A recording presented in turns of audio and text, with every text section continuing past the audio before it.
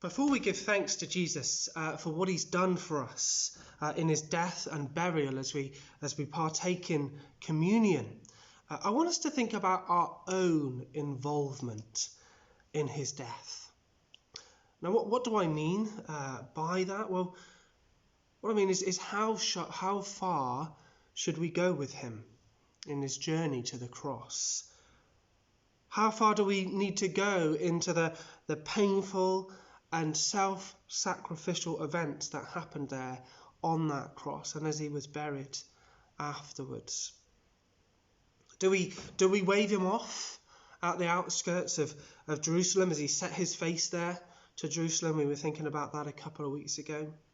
Do we walk with him perhaps all the way to the cross and weep for him as he hangs there? Do we follow him afterwards in sadness to the tomb? How far, how deep should our own involvement be in the suffering that occurs in these verses that we've considered?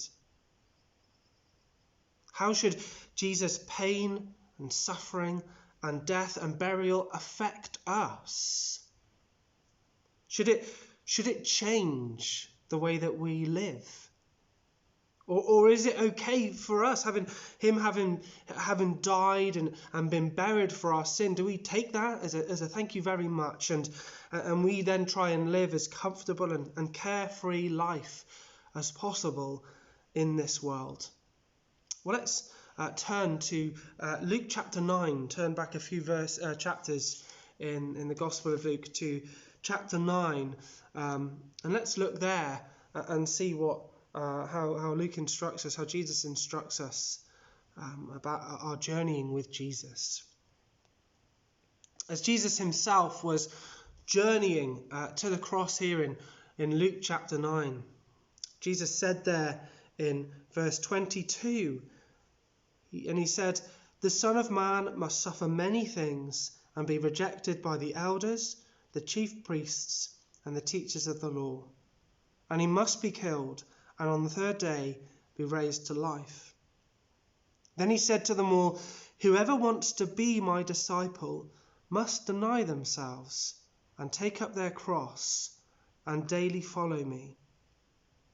For whoever wants to save their life will lose it.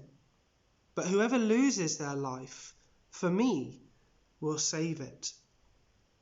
What good is it for someone to gain the whole world and yet lose or forfeit their very self?"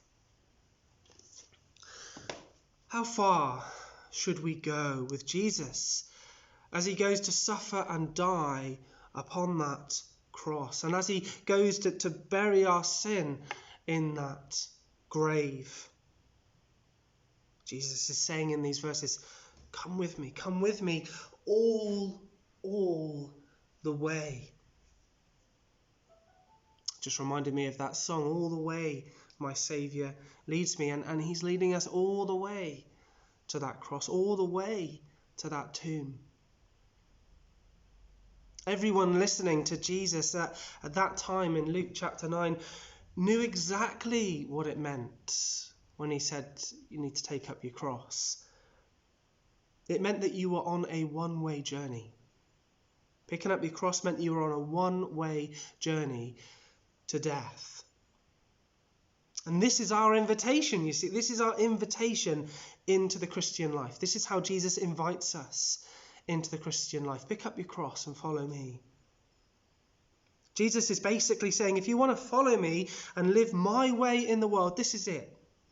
This is it. Join with me in this procession of death that I'm taking. Pick up your cross, walk in my pain and my suffering, and lose your life. Lose your life with me. Now, this wasn't an invitation to literally pick up a cross in order to be hung up on it next to Jesus. Although many have been killed for their faith, for following him. It was an invitation to day by day deny the easy way of life that we'd prefer in order to live in the self-sacrificial, self-giving way of Jesus.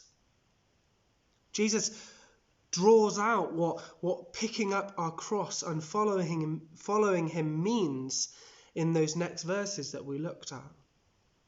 Picking up your cross goes against all of our natural instincts because you're not aiming to save your life when you pick up a cross in that way.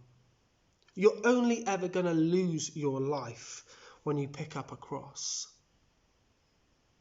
When we meet with Jesus for the very first time, we meet with him on this journey, just as we are on this Good Friday morning. We meet with him on the road to the cross as he hangs there on the cross. You see, his way isn't a way of self-preservation. It isn't a way of self-investment where we create comfortable little nest eggs of health, wealth and happiness for ourselves. You know, if we try and live that way and walk with Jesus at the same time, there's going to be an awful lot of tension. It won't sit right with us because that isn't his way. His way isn't a way of comfort and of self-preservation.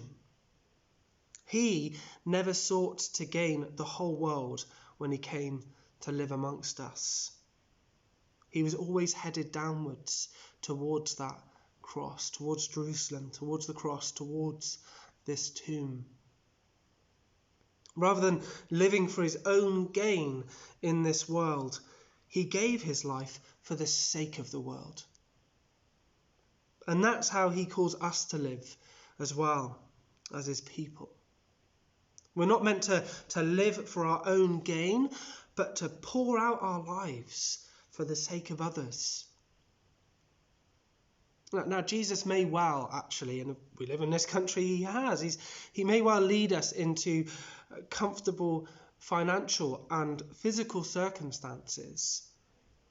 But, you know, even in those circumstances, even in more comfortable relative to other people in the world, more comfortable financial and physical circumstances, even in those circumstances, he still calls us to die to ourselves. He calls us to die to ourselves within those circumstances. He doesn't lead us into wealth and health so that we might take life easy, just put our feet up like the rich fool and do and buy what we want. Instinctively, that's what we want to do, isn't it? But you know, that's our sinful nature. But that isn't the way of Jesus. Jesus calls us to deny such selfish urges, to use our resources for the good of others. And that's a really hard thing to do. The way of the cross is a giving way, not a taking way. It's a hard way to live. We're to pour out the blessing that we've received God to others. As one writer kind of summed this up as I was reading through the week, there's nothing self-indulgent about being a Christian. By telling us to daily pick up our cross, Jesus is inviting us to a day-by-day crucifixion. That's what the Christian life is. That's what Jesus invites us into. We thought about how far we should go with Jesus on this journey. Well, day to day, he invites us along with him to his crucifixion. A crucifixion of our selfishly sinful selves. Each and every day we're to crucify our selfishly sinful selves. That's the way that Jesus has invited us upon every single day of our life here on earth. Every day of our selfishly sinful lives we need to die with Christ so that we might come alive, to his self-sacrificial way of life. You know, when we first came to Jesus, wasn't that a moment of great weakness, It's a moment of our greatest weakness in and of ourselves. We recognized our sin, and we recognized our inability to do anything about our sin. And we saw Jesus, didn't we? We saw Jesus in his death and his burial, and we brought it all to him. We brought it all to him there so that we could be forgiven, so that we could be made new. That was the moment of our greatest weakness. But it is also the moment that we first knew God's strength. Jesus' death was so powerful for us at that time that it could bring forgiveness to every sin that we've ever committed and ever will commit. And continuing to walk with Jesus, he continues to totally transform our lives into his likeness. We die with him to our sin, and we come alive to God each and every day. And that's how life is meant to continue. That's how life starts with Jesus as we come to him on that cross. And it's how life is meant to continue with Jesus. A day-to-day experience of dying to self and living to Christ. So as we thought, as I said earlier on, let's come to the foot of the cross right now, today.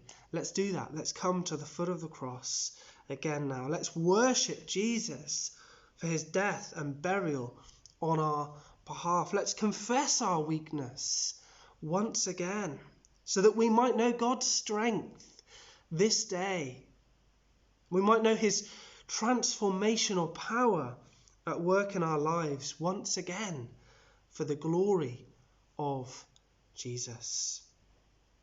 Let's come to the communion table together now.